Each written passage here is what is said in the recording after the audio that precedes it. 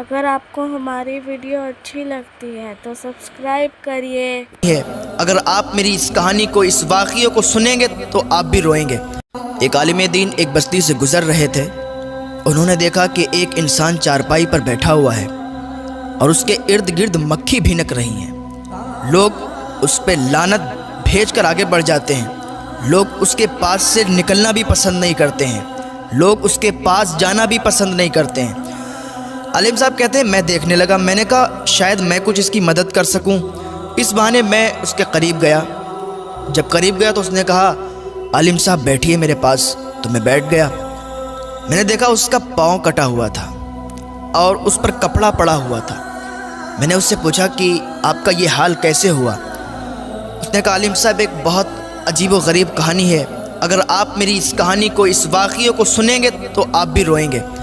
عالم دین کہنے لگے بتاؤ کیا بات ہے جس وجہ سے آپ کا یہ حال ہے، آپ پوری بات بتاؤ مجھے، شاید میں آپ کی کچھ مدد کر سکوں۔ تو وہ انسان کہنے لگا کہ میں بہت بڑا گناہگار ہوں، میں اتنا بڑا گناہگار ہوں کہ میں نے اپنے ہی ماں کے جوتے مارے ہیں، جوتے، استغفر اللہ۔ کہنے لگا میں اپنی ماں کا گستاخ ہوں، میں نے اپنی ماں کو جوتے مارے ہیں۔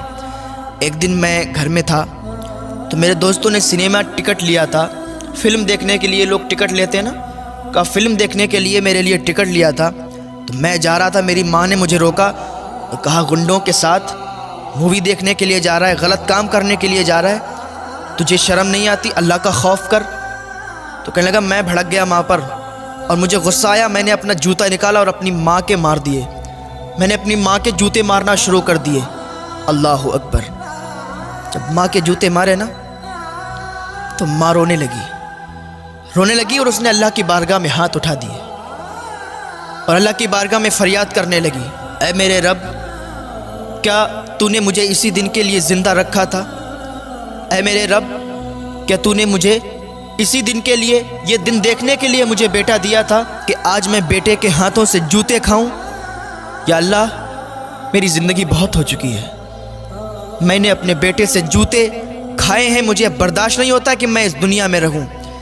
یا اللہ مجھے موت دے دے، مجھے موت دے دے، اور یا اللہ کسی کو ایسا بیٹا نہ دے کہ اس کا بیٹا اس کی ماں کو جوتے مارے۔ وہ آدمی کہہ رہا ہے اور روتا جا رہا ہے کہ میری ماں میرے لیے بد دعا کر رہی تھی کہ یا اللہ جس نے مجھے جوتے مارے، اللہ تو اسے برباد کر دے، اسے ہلاک کر دے۔ اور یاد رکھیں جب ماں بد دعا کرتی ہے نا تو وہ بد دعا فوراً قبول ہو جاتی ہے۔ ماں ایسی ہوتی ہے، اپنے بیٹے کے حق میں اگر دعا کر دینا تو وہ دعا بھی فوراً قبول ہو جاتی ہے، اور اگر بد دعا کر دے وہ بد دعا بھی قبول ہو جاتی ہے۔ وہ ماں رو رہی ہے کہ میری زندگی بہت میں نے جی لی، مرنا چاہتی ہوں، میں جینا نہیں چاہتی ہوں، میرے بیٹے نے مجھے جوتے مارے، کیا اس دن کے لیے میں نے اس کو بڑا کیا تھا؟ اتنا کہہ کر ماں چلی گئی۔ میری ماں 7-8 دن بھوکی رہی، اس نے کھانا نہیں کھایا۔ 7-8 دن جب بھوکی رہی نا تو ایک دن اس کا انتقال ہو گیا اور وہ مر گئی۔ میں اس دن رات میں سویا تو میں نے کیا دیکھا کہ میرے پیر میں درد ہوا، میرے پیر میں درد ہوا۔ میں نے سوچا اچانک سے درد ہونے لگا، ٹھیک ہو جائے گا، کبھی کبھی ہوتا ہے ٹھیک ہو جاتا ہے، تو آج بھی یہ درد ہونا شروع ہوا ہے، ٹھیک ہو جائے گا۔ لیکن جب صبح ہوئی تو صبح کو دیکھا کہ میرا پیر سوج گیا تھا، میرا پیر بہت زیادہ سوج گیا تھا، وہ دیکھنے کے قابل نہیں تھا۔ میں ڈاکٹر کے پاس گیا، ڈاکٹر نے کہا اس کا آپریشن ہوگا، پیر کاٹا جائے گا۔ میں نے اتنا سنا تو ڈاکٹر سے کہا ٹھیک ہے آپ میرے پیر کا آپریشن کریں۔ ڈاکٹر نے پیر کا آپریشن کیا، پیر کاٹا، اور اب حالت یہ ہے کہ میرے پیر میں کیڑے پڑ گئے ہیں۔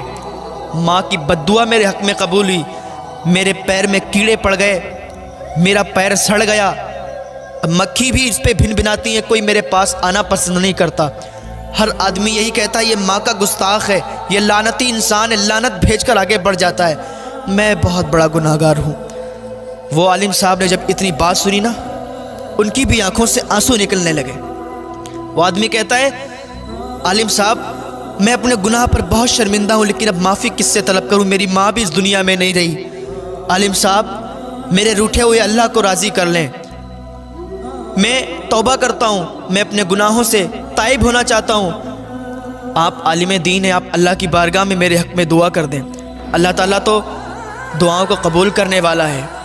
عالم صاحب روتے روتے کہنے لگے کہ میں اللہ کی بارگاہ میں دعا کروں گا، اللہ چاہے گا تو دعا کو قبول فرما لے گا۔ اس کے ماں باپ زندہ ہوتے ہیں نا اور وہ ان کی خدمت نہیں کرتا ہے تو اللہ اس سے ناراض ہوتا ہے۔ جس کے ماں باپ اگر اپنی اولاد سے روٹھے ہیں تو اللہ بھی اس سے روٹھا۔ اگر ماں باپ راضی ہیں تو اللہ بھی راضی ہے۔ ماں باپ کو پہلے راضی کریں، اللہ راضی ہو جائے گا۔ تو ماں باپ کی خدمت کریں، کیونکہ ماں باپ کا یہ آسرا ہوتا ہے کہ میرا بیٹا میری بیٹی جب جوان ہوں گے تو یہ ہمارے بڑھاپے کا سہارا بنیں گے۔ لیکن ان کی امیدوں پر اس وقت پانی پھر جاتا ہے جب اولاد کہتی ہے تم نے میرے لیے کیا ہی کیا ہے، تمہیں کچھ کرنا نہیں آتا، تمہیں سماج کے طریقے سے چلنا نہیں آتا، تمہیں زندگی گزارنا نہیں آتا، تمہیں اس دنیا کے مطابق جینا نہیں آتا، تمہیں کوئی طور طریقہ نہیں آتا۔